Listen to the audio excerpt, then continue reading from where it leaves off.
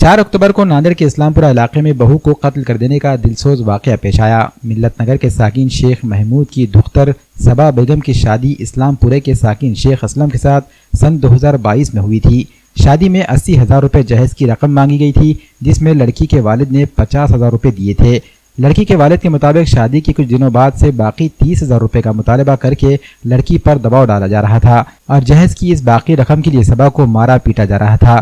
4 अक्टूबर को इंतहाई बर्बरियत के साथ सबा बेगम को ज़दोकोब किया गया और इसके जिस्म पर खौलता हुआ पानी डालकर जला दिया गया, जिससे सबा की मौत हो गई। इस मामले में इतवारा पुलिस स्टेशन में शोहर शेख असलम, खुसर शेख हमीद, सास मुन्नी बेगम उर्फ सायरा बानो, शेख अशफाक, नसीमा बेगम, शेख जलाल के खिलाफ 302 और 304 बी के तहत मुकदमा दर्ज कर लिया गया है। मुलजमीन फिलहाल पुलिस तहवील में है। मकतूल सबा बेगम के वालिदैन को पुरसा देने के लिए वंचित बहुजन आघाड़ी के रियासती तर्जुमान फारूक अहमद, वतन वेलफेयर सोसाइटी के रईस खतीब, समाजी कारकुन रहमत पहलवान और वंचित बहुजन आघाड़ी के जिम्मेदारान मिल्लत नगर में वाक़ मकान पहुंचे। इस मौके पर फारूक अहमद ने पुलिस अफसरान से भी मुलाकात की और मुतालबा किया कि खातियों की चार्जशीट जल्द अज जल्द पेश की जाए और इस केस को फास्ट ट्रैक अदालत में चलाया जाए और इन्हें फांसी की सजा दी जाए। साथ ही इस मामले में फारूक अहमद ने कानूनी इमदाद करने का भी ऐलान किया।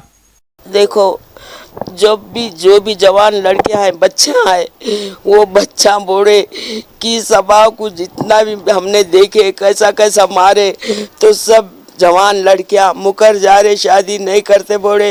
हम गरीब घर के बेटे आई, कल के को अम्मा को ऐसी टॉर्चर करके मार देंगे। मम्मी, हमारे पापा हमारे संगा शादी मत करो किसी के साथ, हमारे पास पैसा नहीं ना तुम्हारे पास, हम गरीब घर के बेटे आए, बर्तन धो के खाएंगे मगर शादी नहीं करेंगे। हमारे लड़कियां बूढ़े जो भी बेटियां हैं जिसके भी, वो मोबाइल पे भी देख लिए और जो मैयत पाए थे बच्चा देख के पूरे उनके दिल में दहशत बढ़ गई। अब इसका क्या इंतजाम करते, आपका काम है। हाँ, सब यानी हिंदू रहो या मुसलमान रहो, सबकी एक ही बेटी है। हिंदू समाज की हो या मुसलमान समाज की हो, सबकी एक ही बेटी है। बेटी के बाद से कुछ ना कुछ करो, बेटी के तरफ से दुनिया बढ़ती, बेटी के तरफ से माँ बनती, बेटी बाप बनता, बेटी के वजह से, बेटी के वजह से पूरा वन चलता, औरत के तरफ से पूरा वन चलता।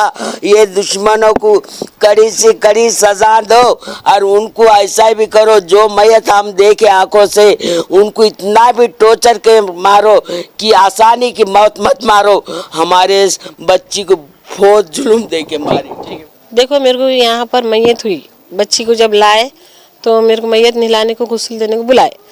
मेरा काम है गुस्ल देना, मैं औरतों को, लेडीज़ को, जितने औरतों को मैं गुस्ल देती हूँ। आज 40 साल से मैं गुस्ल दे रही हूँ। 40 साल से मैंने आज तक ऐसी मैयत नहीं देखी, आधी जली हुई और आधी कटी हुई। जब मैंने ऊपर का हाल देखी तो बच्ची के नाखूना नहीं थे, बच्ची के उंगलियाँ नहीं थे। जब ज़बान पे कुल्ली करना चाहे तो ज़बान नहीं थी, मुंह में से खून जा रहा था उसके। फिर सलाखा चुभाए हुए, कत्ते से मारे हुआ, पूरा ऐसा डन के हड्डियाँ दिख रहे थे। फिर जब नीचे का हाल देखी मैंने, पन्नी निकालते प्लास्टिक तो पूरा गोश्त उसको चिटक गया, और फिर पलटा के मैंने देखी तो वो भी गोश्त पूरा चिटके हुआ, सिर्फ हड्डियाँ, मक्खन हड्डी तक दिख रही थी बच्ची की। अंदाज़ा लगाओ कि किस तरीके से जलाए वो लोगों ने। ये नाइंसाफ़ी करे उन्होंने बच्ची के साथ। मार देना था, तकिया रख के मार देना था, नहीं पसंद नहीं तो छोड़ देना था। इतनी भयानक मौत देती बच्ची को। हाँ, मैं इंसाफ के वास्ते आवाज़ कर रही हूँ कि देखो, वो बच्ची को इंसाफ मिलना चाहिए। और तुम लोग जितने भी चाहने वाले हैं, अल्लाह के रसूल के वास्ते उसके साथ नाइंसाफ़ी मत करो। बराबर जो बोड़े में वो छापो और उनको है नहीं क्या, सजाए मौत दो उनको। मिल्लत नगर में जो वाक़या हुआ है, इस्लामपुरे के हद में एक मासूम बच्ची के साथ में वहशी तरीके से, वहशियाना तरीके से, जो एक बर्बरता के साथ में जो घटना घटी है, यह सिर्फ इस्लामिक या दीनी नुक्ते नज़र से ही नहीं, तो तमाम इंसानियत को शर्मसार करने वाली और ख़ास तौर से इस्लामिया मिल्लत की आंखें झुकाने वाली, सर झुकाने वाली घटना है। शोबे में इस तरीके का वहशियानापन कहाँ से आया? वो दीन है जो ज़मीन पर भी पैर पटकने से मना करता है कि ज़मीन को तकलीफ़ ना हो, किसी को नाराज़ करने, किसी का दिल दुखाने से परहेज़ करने का सिखाता है, उसको गुनाह करार देता है, उसमें इतनी हैवानियत कहाँ से आई। ये घटना बहुत ही दर्दनाक है, बहुत ही खौफनाक है। जैसे कि अभी हमारे बाजी ने बताया कि जिन्होंने गुस्ल दिया है, ये जब किस्सा बयान कर रहे थे तो आंखें रोंगटे खड़े हो गए। अल्लाह ऐसी वहशीपन से तमाम बच्चियों की हिफाजत करें, चाहे वो किसी भी मज़हब के रहें। और ऐसे लोग जिन्होंने ये वारदात को अंजाम दिया है, यह मुसलमान तो छोड़ो, इंसान कहलाने के काम के नहीं है। इनके साथ में कानून ने सख्त रवैया इख्तियार करना चाहिए। हम पुलिस प्रशासन को मिलकर भी गुजारिश करेंगे और अपील करते हैं आपके ज़रिए कि इसमें जो भी दोषी हैं उनकी कड़क जांच होनी चाहिए, और इन लोगों के ऊपर स्पेशल जांच होनी चाहिए कि इनकी जहनीत को जांचने की ज़रूरत है कि इनमें इतना वहशीपन क्यों आया। एक मासूम बच्ची थी, वो कोई मर्द नहीं था, कोई पहलवान नहीं था, जिसके ऊपर इतने बुरी तरीके से कई लोगों ने मिलकर, जिसे बताया जा रहा है कि 5 से 6 लोगों ने मिलकर अगर ये बर्बरता के साथ में वो ये किया है, तो आखिर उनकी जहनीत को तपासने की ज़रूरत है। और इनकी जैसी बिगड़ी हुई मानसिकता के और कौन कौन लोग हैं, इसकी भी शिनाख्त होना ज़रूरी है। अगर ऐसे वाक़े के अंदर जल्द सज़ा नहीं मिलेगी, हम कहते हैं कि स्पेशल कोर्ट होना चाहिए। 1 महीने के अंदर जांच को मुकम्मल करके हम एसपी साहब को विनती करेंगे कि 1 महीने में जांच मुकम्मल करके चार्जशीट दाखिल की जाए, और फास्ट ट्रैक नहीं, स्पेशल कोर्ट बनाकर डेली सुनवाई करके इनको कड़ी से कड़ी सज़ा जो भी कानून में है। हम आमतौर पे फांसी की सज़ा का विरोध करते हैं, लेकिन हमको लगता है कि ऐसे वहशी लोगों के लिए फांसी की सज़ा भी कम है और ज़्यादा से ज़्यादा कड़क सज़ा इन लोगों को होनी चाहिए।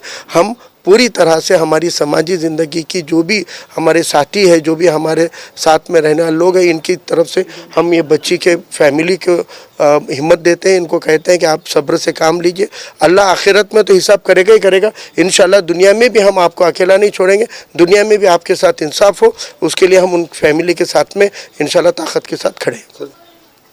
हमको लगता है कि जितने भी फैमिली डिस्प्यूट के लिए दरबार भरते हैं, चाहे वो किसी पॉलिटिशियन के घर में होते होंगे या कहीं पे भी होते होंगे, उसको दीनी नुक्ते नज़र से पहले तो हल करने की कोशिश की जानी चाहिए, उलेमाओं को साथ में रखकर।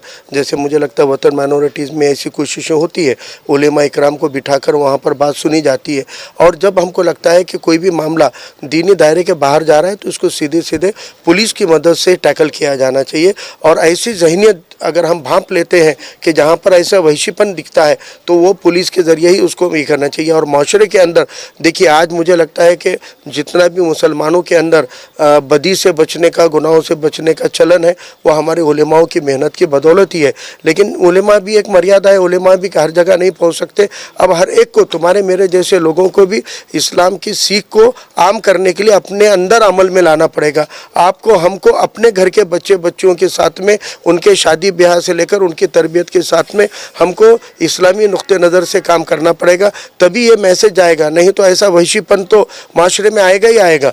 इसलिए हमको इस वहशीपन से बचने के लिए और ऐसे जो बदउनवानियाँ समाज में और माशरे में फैली हुई है, इनसे दूर करने के लिए आपको और हमको मिलकर भी काम करने की ज़रूरत है। हमारे अपने ख़ुद के किरदार को हुस्न अखलाक के साथ और दीनी नुक्ते नज़र से बनाने की और अमल लाने की मुझे लगता है कि बेहद ज़रूरी है। देखिए, मैं इस बारे में बहुत साफ तौर पे मेरी सोच है कि गुनहगार होता है, चाहे वो मेरा खून का रिश्तेदार क्यों ना हो। खुदा ना खास्ता आगे चल के मेरे फैमिली से अगर कोई गुनाह करेगा, तो मेरा किरदार और मेरा ज़मीर और मेरे उसूल कहते हैं कि पहले उसको समाजी नुक्ते नज़र से पुलिस में शिकायत कराना, ये मेरी जिम्मेदारी है। और बाद में एक भाई का, एक दोस्त का, एक बाप का फ़र्ज़ मैं वकील लगा के भले निभाऊँ, लेकिन पहला हमारी समाजी ज़िंदगी में हमको गुनहगार के साथ में गुनहगार के जैसा सलूक करना ज़रूरी है। जब आप एक गुनहगार के ऊपर पर्दा डालते हैं, तो पूरा माशरा और पूरी कौम बाद में गुनहगार बन जाती है। इसलिए गुनहगारों को बचाने की ज़हनीत आपके मुस्तकबिल को, आपके पूरे कौम को गुनहगार बनाने का अमल है। इसलिए कोई भी गुनहगार हो, उसको बचाने की कोशिश कोई भी ना करे, ना किसी ने करनी चाहिए। अगर कोई करता है तो वो माशरे का दुश्मन है, क्योंकि आज नहीं तो कल वो पूरे माशरे को कटघरे में खड़े करने के लिए ज़िम्मेदार होता है। इसलिए अगर किसी ने गुनाह किया और आप तस्दीक कर चुके हैं कि ये गुनाह हुआ है, तो आपको मजलूम के साथ खड़े रहना है, जालिम के और गुनहगार के साथ खड़े रहना। ये दीनी नुक्ते नज़र से और दुनियाई और संविधान के नुक्ते नज़र से भी मुझे लगता है कि गुनाह है।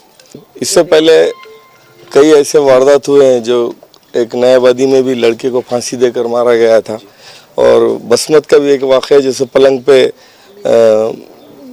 लटका के जैसे रस्सी इससे पहले मार दिया गया था, खुद फांसी ले ली बोल दिया था। इसमें असल बात यह है कि हम वतन कमेटी में अल्हम्दुलिल्लाह हज़ारों मैटर आते हैं और हम उसको इस्लामी तरीक़े से हल करने की कोशिश करते हैं, लेकिन ये लालची किस्म के जो लोग हैं असल में ये लोग इस तरीक़े का इनको लालच, पैसे के लालच में ये वो बच्चों को जैसे ये सामान नहीं दिए, वो सामान नहीं दिए, वॉशिंग मशीन नहीं दिए, फ्रिज नहीं दिए, ये भी मामला इस टाइप का ही था। तो इसमें जो नज़दीकी जो रिश्तेदार है लड़के, मेरा ऐसा मानना है कि बच्ची के लड़की के रिश्तेदार जो अफराद ख़ानदान और पड़ोसी लोग हैं, इनको ये मालूम रहता कि ऐसे ऐसे इंसिडेंट हो रहे, तो अपने को क्या करने का है, पड़ोसी का मामला है या रिश्तेदार का मामला है। तो इसमें अभी दौर आ गया है कि अभी ये वक्त आ गया है कि हर आदमी को जो सो इसमें इन्वॉल्व होना चाहिए।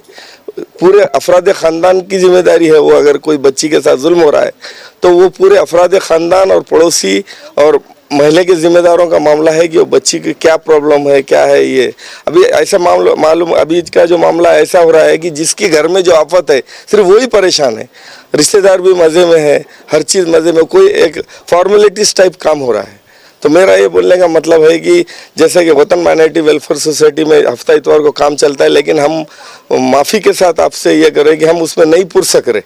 तो मेरा ये आपके माध्यम से ये बोलना है कि जैसे तबलीगी जमात है, इस्लामी जमात है, अहले सुन्नत है, अहले हदीस है, हर मकतब का एक काउंसलिंग ऑफिस होना चाहिए। जमात इस्लामी को अल्लाह ने बेहतरीन नायाबादी में ऑफिस दिया, उनके एक हफ्ते में 2 दिन काम चलना चाहिए। तबलीगी जमात में ये एक मस्जिद वाली कमेटी जो है, इसमें असल चीज़ जो है हुकूक़ुल इबाद है, हुकूक़ुल अल्लाह है वो तो बिल्कुल फर्स्ट है, लेकिन हुकूक़ुल इबाद भी एक बहुत बड़ा मसला है। तो मेरा ये आपके माध्यम से बोलना है कि हर मकतब का एक ऐसा काउंसलिंग सेंटर होना चाहिए जो अपने लेवल पे ये काउंसलिंग करके जो सब मसले को हल करने की कोशिश करे। अल्हम्दुलिल्लाह कल हम मुस्लिम नुमाइंदा काउंसिल की तरफ से यहाँ आए थे और वतन कमेटी साथ में फारूक भाई भी रहेंगे। हम जो सो एक 10 की टीम जो सो वकील की, इसके साथ असिस्ट टू पीपी के साथ हम पूरी इसका इरादा कर लिए हैं। हाँ, कम से कम फांसी होना चाहिए इनको, कम से कम सज़ा, और पूरे जो अफराद इन्वॉल्व है, क्यों तो 6 जो लोग थे ये पूरे इन्वॉल्व है इसमें, क्यों तो 14 घंटे से जो सो डॉक्टरी रिपोर्ट ये है कि जो जख्म थे तो उनमें इन्फेक्शन हो गया था। जख्म का इन्फेक्शन का जो पीरियड डॉक्टरों को मालूम है कि भी 48 घंटे के बाद उसको इन्फेक्शन होता, मतलब जख्म पुराने थे। वो लाश को घर में रखने के लास्ट स्टेज में वो उन्होंने पहले घर में गाड़ने की कोशिश की है, बोलते उसमें कुछ अपने तिकास फोड़ा ये सब बरामद हुआ, और बाद में जो सो उन्होंने उसको जो सो गर्म पानी डाल के, पुलिस ने खुद वो गीज़र बंद किए, वो बंद करना भूल गए थे ये लोग। ये ये एक्सीडेंटली मौत वो नहीं है, ये पूरी साजिश के तहत प्री प्लान है और इसको कोई भी कीमत पे माफ़ करना नहीं चाहिए। और आपके माध्यम से ये बोलना है कि हमारे पास 15 से 20 ऐसे इंसिडेंट है, अभी ऑलरेडी चालू है। पीर नगर का है, इधर ये जर्दे वालों का है। तो ऐसे लोगों ने भी जो सो 25 तोले 50 तोले सोना ले रहे, बच्चों को छोड़ दे रहे। तो ये पूरे समाज का काम है ये कि बच्ची के अभी आजकल हो रहा कैसा है कि बच्ची के वालिद उसकी फैमिली परेशान है, बाकी सब लोग मज़े ले रहे। तो मेरा बोलने का मतलब ऐसे जो समाज में छुपे हुए जो गुंडे हैं इनको भी सज़ा देने की सख्त कार्रवाई होनी चाहिए।